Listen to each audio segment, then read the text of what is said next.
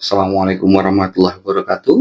Apa kabar rekan-rekan semua? Semoga rekan-rekan selalu dalam keadaan sehat, lancar rezeki, dan dimudahkan segala urusan. Kali ini saya akan membahas sebuah pisau yang secara bentuk cukup fenomenal. Secara packaging, pisau ini ya standar pisau-pisau buatan Cina, tapi sudah dikemas dengan cukup rapi, cukup baik packagingnya. Terus kemudian kita cek dalamnya. Pisau ini mempunyai finishing mirror atau mengkilat yang membuat pisau ini dilabeli dengan high carbon no stain, atau artinya no stain ini adalah bebas noda, sehingga pisau ini sangat friendly user atau sangat bersahabat dengan pemakainya. Ketika setelah selesai digunakan, pisau ini sangat mudah dibersihkan. Tinggal dicuci dengan sabun, dia akan sudah bersih kembali. Inox 7CR17 MOV ini berarti baja ini menggunakan atau mempunyai kandungan kromium sebesar 7%, 7CR, dan mempunyai kandungan 17% molybdenum vanadium. 7% kromium ini membuat pisau ini mempunyai ketahanan yang sangat baik terhadap karat, ditambah lagi dengan 17% molybdenum vanadium yang menambah sifat tahan terhadap karat si kromium ini, sehingga pisau ini bisa dikatakan mempunyai ketahanan terhadap karat yang cukup tangguh. Apalagi ketika digunakan untuk slaughter atau bacar, ketika ada darah yang menempel, dia bisa dibersihkan dengan mudah dan tidak ada potensi timbul korosi-korosi seperti baja-baja karbon pada umumnya. Baja karbon ketika bersentuhan dengan asam darah pada hewan yang kandungannya cukup tinggi, biasanya akan muncul bercak-bercak coklat yang menempel, yang disebut sebagai patina.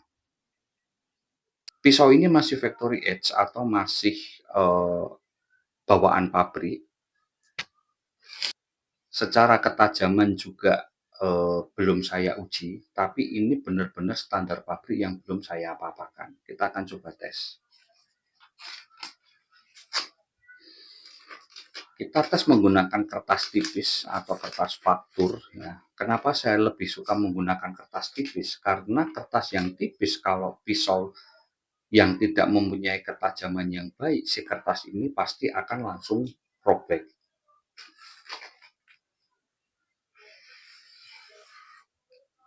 Halus sekali ya.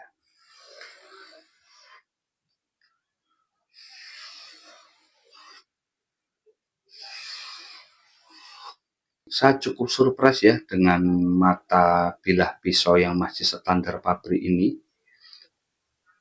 Dia digrinding dengan cukup presisi dan mempunyai mata grinding yang baik. Dan yang mengejutkan adalah dia halus sekali, bisa memotong dengan sangat halus. Dengan standar ketajaman seperti ini, pisau ini sudah sangat layak atau sudah memenuhi syarat jika dilakukan untuk melakukan pemotongan hewan di RPH ataupun untuk ibadah kurban. Pisau ini cukup menarik perhatian saya karena sebelumnya ada yang datang ke tempat saya meminta untuk diganti handle-nya atau diganti gagangnya karena akan diganti dengan kayu yang lebih bagus. Saya cukup surprise ketika melihat konstruksi di dalam pisau ini. 3 pin yang berjajar ini benar-benar pin yang terpasang pada tang atau ekor pisau ini secara presisi dan bukan hanya hiasan. Ya, ini fotonya. Ya, kenapa saya bilang ini bukan hiasan? Karena ketika saya mendapati pisau sejenis, ketika saya bongkar bagian tang atau ekornya di sini, ternyata yang pin yang menahan itu hanya ada 2, bagian depan dan belakang. Bagian tengah ini bisa dikatakan dummy atau hiasan saja. Jadi bentuk ekor atau tangnya yang menempel pada gagang itu hanya di sini, terus di sini naik, terus di sini. Jadi, eee, ya entah itu bohong atau apa saya nggak tahu ya, tapi yang jelas ketika saya bongkar, pisau tersebut secara tang di ekor itu yang pin yang menahan hanya 2, yang tengah ini dummy atau hanya hiasan. Kemudian secara konstruksi, tang pada bagian bawah sini ini, pisau ini benar-benar mempunyai lekukan yang bagus. Dari sini, masuk ke sini, terus kemudian di sini. Lekukan ini hampir mengikuti pola kontur dari gagang di sini ya. Jadi dari sini melengkung ke sini. Secara teori, bentuk tang seperti ini, dia mempunyai kekuatan yang lebih bagus daripada bentuk tang yang hanya menyudut atau siku.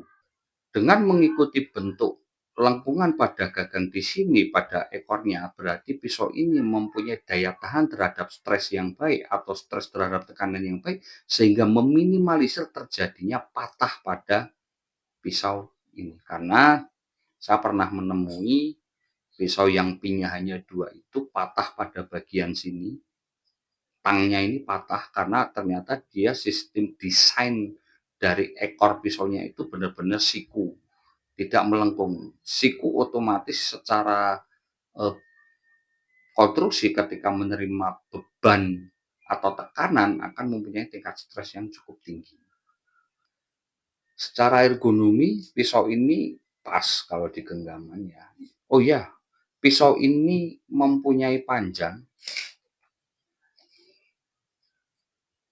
25 cm atau 10 inci, lebar gagang belakang 2 cm,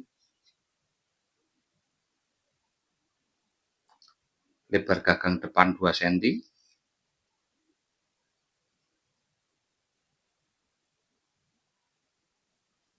lebar gagang bagian bawah 2 cm, panjang gagang 13,7 cm,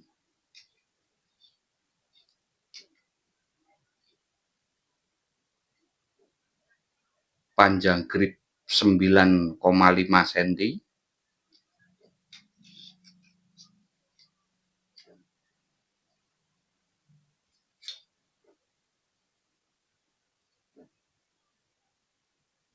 lebar grip 3,5 cm.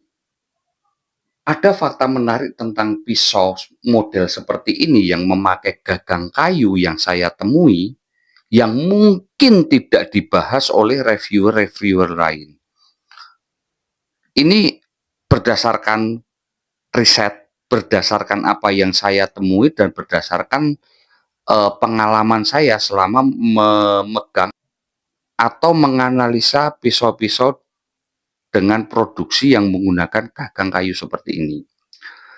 Fakta menariknya adalah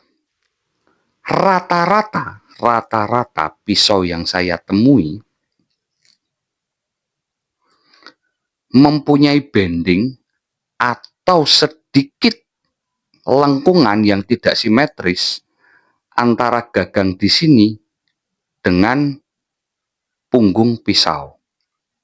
Dan itu tidak hanya ada pada pisau-pisau Cina, tapi pisau-pisau brand pabrikan ternama seperti Victorinox, Don Carlos, itu yang saya temui, itu rata-rata ada bendingnya. Jadi saya kurang tahu ya, apakah memang tipe pisau dengan gagang kayu seperti ini mempunyai bending seperti itu, atau faktor apa saya kurang tahu. Tapi yang saya temui memang seperti itu, dan memang ini kalau tidak diperhatikan dengan seksama tidak terlihat. Jadi kalau teman-teman yang punya pisau sejenis, coba dilihat apakah pisau itu mengalami bending atau bengkok, sedikit bengkok ke arah kanan atau ke arah kiri. Meluruskan bending tersebut itu bukan hal yang sulit, tapi harus dilakukan dengan sangat hati-hati. Ya, biasanya kalau saya akan sedikit menghangatkan bilah ini dengan heater atau heat gun, hanya sedikit ya, jadi cuman dihangatkan, bukan dipanasi, jadi tidak merusak struktur bajanya. Kemudian setelah hangat, saya akan menekan pada bagian ujung dan gagang ini dengan media kayu yang saya jepit itu pada bagian tengahnya seperti ini. Ada tekanan di sini, sini, nah, dia akan nanti kembali lurus dengan mudah. Tergantung mau ke kiri atau ke kanan, kita harus bisa membedakan. Sekali lagi saya harus bilang hati-hati karena tidak semua pisau mempunyai eh, konstruksi yang baik pada bagian tang, takutnya nanti malah patah. Bahkan ada pisau-pisau sejenis seperti ini yang dikeluhkan oleh teman-teman itu bendingnya mohon maaf cukup parah.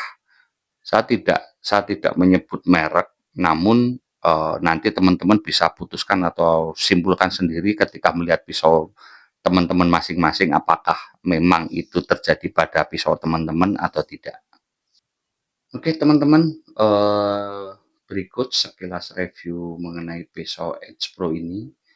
Kesimpulan saya, pisau ini secara ergonomi, secara balancing, bobot cukup bagus, cukup baik, cukup presisi, dan harganya juga cukup terjangkau. Dengan baja Inox 7CR17 MOV ini saya rasa harga yang ditawarkan masih relatif terjangkau dan termasuk salah satu pisau yang bisa diandalkan ketika digunakan di RPH ataupun ketika bertugas sebagai jagal. Demikian teman-teman, terima kasih waktunya sudah menyimak, sehat selalu, lancar rezeki, dan dimudahkan segala urusan. Jika ada pertanyaan, seperti biasa kita akan balas di kolom diskusi atau kolom komentar. Sekali lagi terima kasih. Assalamualaikum warahmatullahi wabarakatuh.